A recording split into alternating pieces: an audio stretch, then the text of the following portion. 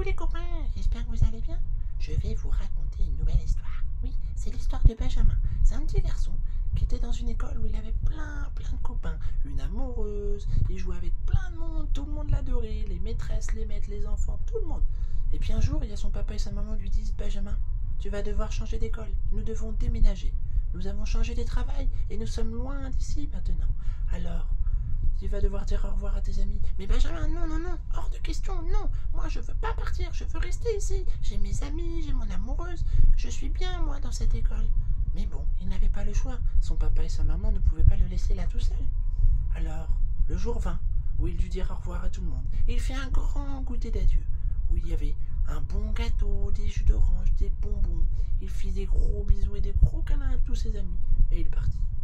Arrivé dans sa nouvelle école le lendemain, il se présente et les enfants de la classe lui disent bonjour. Puis, fut l'heure de la récréation. Alors il commençait à aller voir certains enfants pour essayer de jouer avec. Mais les enfants, ils voulaient pas de lui. Ils disaient non, excuse-moi, mais on a déjà nos copains, nous. Va jouer ailleurs, va voir telle personne. Et puis Benjamin, au final, toute la récréation, il a été tout seul. Il a essayé d'aller voir des gens, mais personne, aucun copain voulait jouer avec lui. Il était seul, triste. Et le soir, quand il est rentré à la maison, il a dit: non maman, je ne veux pas rester ici, c'est pas possible. Personne ne veut jouer avec moi, ils m'aiment pas, ils sont pas gentils avec moi et tout. Ses papa et sa maman, ils avaient de la peine pour lui, mais ils ont dit: mais t'inquiète pas, ça va venir. Puis les jours suivants, c'était pareil. Dès qu'ils voulaient jouer avec quelqu'un, non, ils avaient déjà leurs copains, ils voulaient pas de nouveaux copains. Alors Benjamin, il était seul, tout le temps. Et puis, il y en a même qui se moquaient de lui des fois. Il était triste, Benjamin. Puis un jour, par miracle, une petite fille est venue le voir. Cette petite fille, elle s'appelait Capucine.